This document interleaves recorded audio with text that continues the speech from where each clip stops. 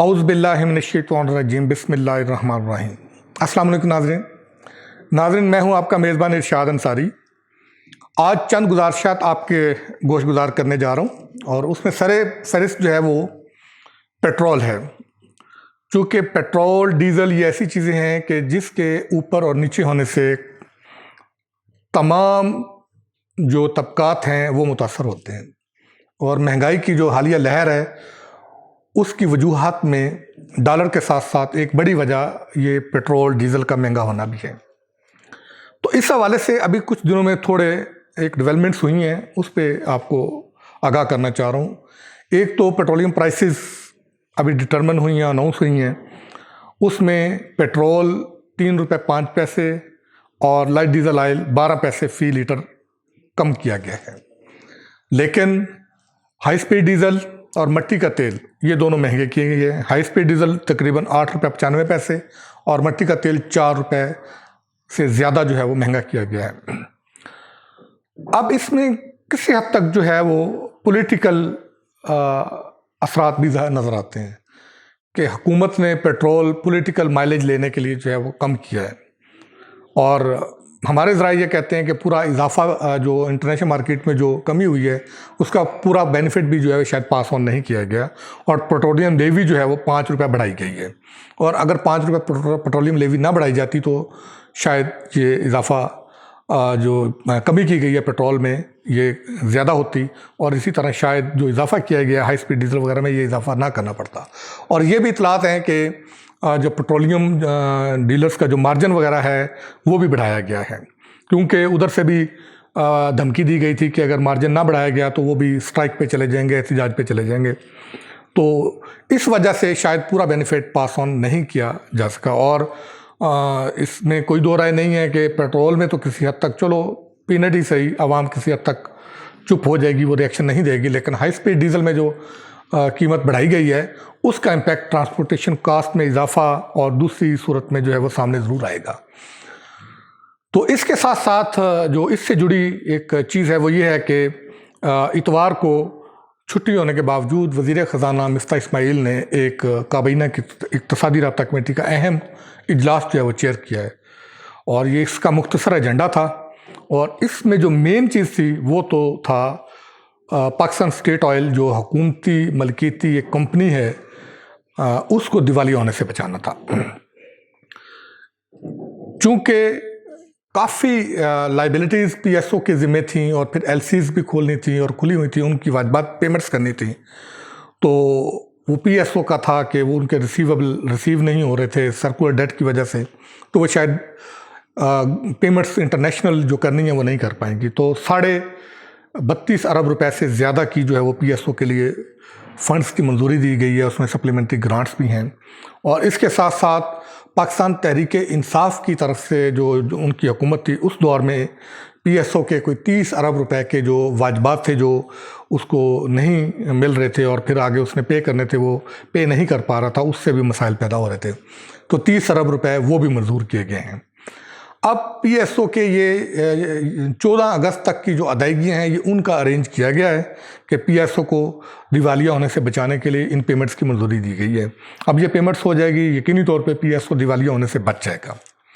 और उसी इजलास में जो एक दूसरा अहम फैसला किया गया है वो पेट्रोलियम प्राइसेस से ही मुतल्लिक़ है। चूँकि हम बता रहे हैं आपको पेट्रोलियम सेक्टर मुल्क की इकॉनमी के लिए जो है इंतहाई अहम है और पेट्रोल को और पेट्रोलियम जो प्रोडक्ट हैं उनको मुल्क की मईशत में वही हैसियत हासिल है जो इंसानी जिस्म में रगों में दौड़ते हुए खून को हैसियत हासिल है। अब ईसीसी ने पेट्रोलियम प्राइसेस की डिटर्मिनेशन का जो मैकेनिज़्म है वो तब्दील करने की मंजूरी दे दी है। इसमें रैशनल भी है, एक हद तक तो बात ठीक भी है।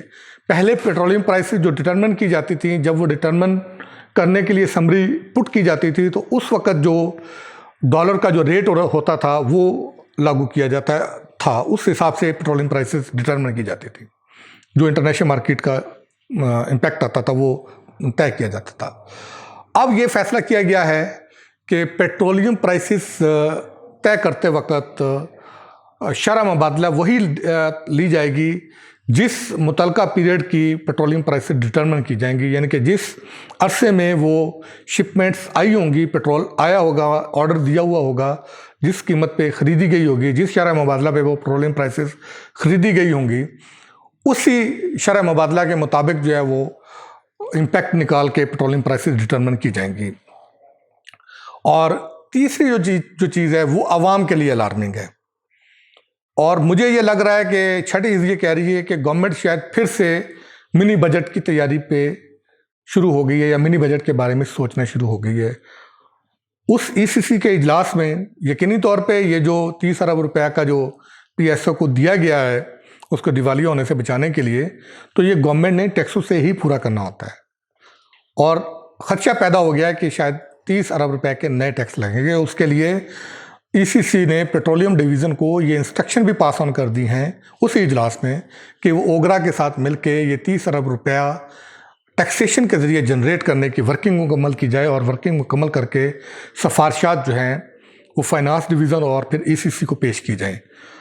अब देखना ये होगा कि ये टैक्सेशन मेजर क्या लिए जाते हैं। क्या जो जीएसटी है जो अभी तक पेट्रोलियम प्राइसेस पे ज़ीरो है उसको पास ऑन नहीं किया जा रहा और सिर्फ पेट्रोलियम लेवी जो है वो बढ़ाई जा रही है, क्या दोबारा से उसको रिकन्सिडर किया जाएगा? एक तरफ लेवी और दूसरी तरफ ऐसा ऐसा जीएसटी जो है वो बढ़ाया जाएगा।